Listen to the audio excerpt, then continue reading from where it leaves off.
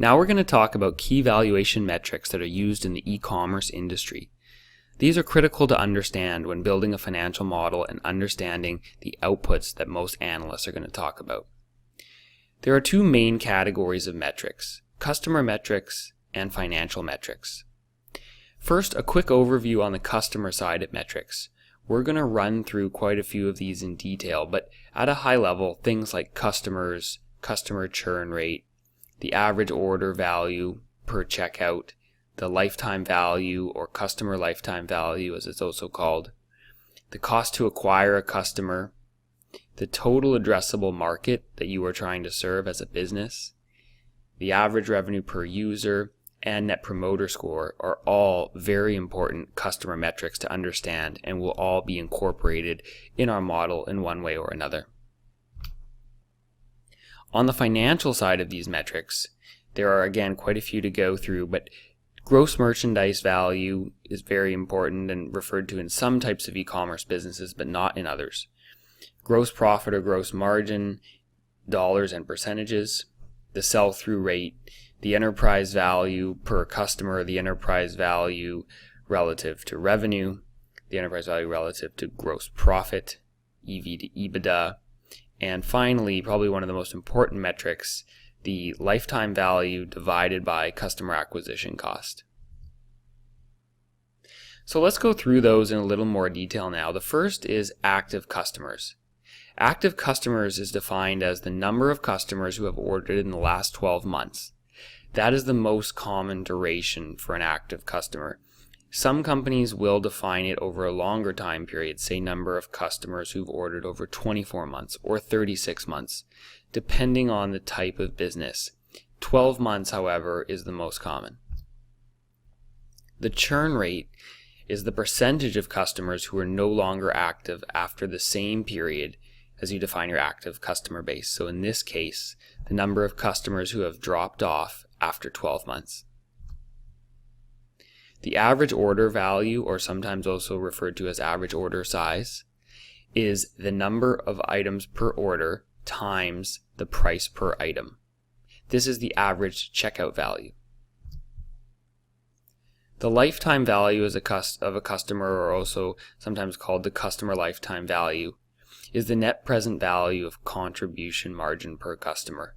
We're going to walk through this in more detail in the model, and there is a wide range of definitions of lifetime value in the industry.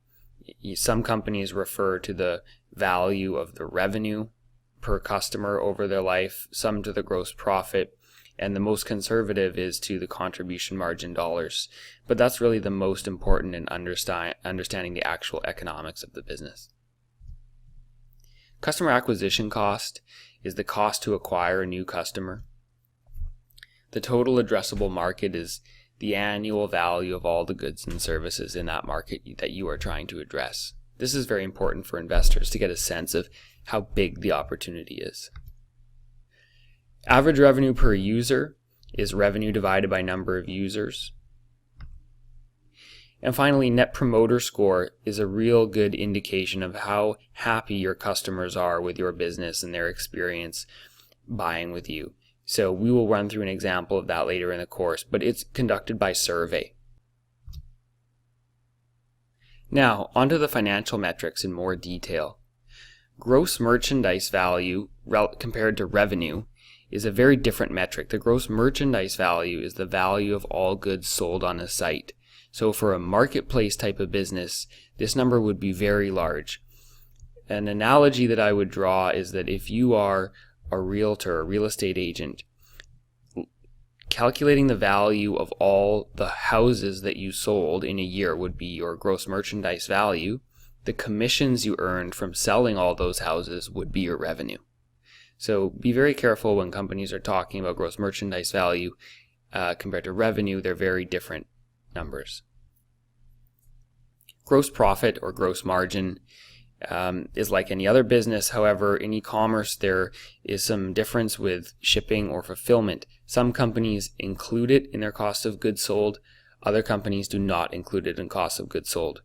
It's not really too important one way or the other. The only thing that's important is that you understand whether or not it's included. The sell-through rate is the percentage of inventory sold over a period of time, in our case a year. The enterprise value per active customer is the market value of the equity plus the net debt divided by the number of active customers. This is a very crude metric. This is very far away from cash flow and not really a great indication of economic value. However, it could be interesting for a pre-revenue business or a business that's before profitability, and certainly is referenced in the industry. EV to revenue, we're now getting a little bit closer to cash flow. Again, the value of the equity plus the net debt divided by the revenue. Multiples of EV to revenue could range anywhere from 0.5 times to 3 or 4 times, depending on a variety of factors, and we'll get into that a bit later.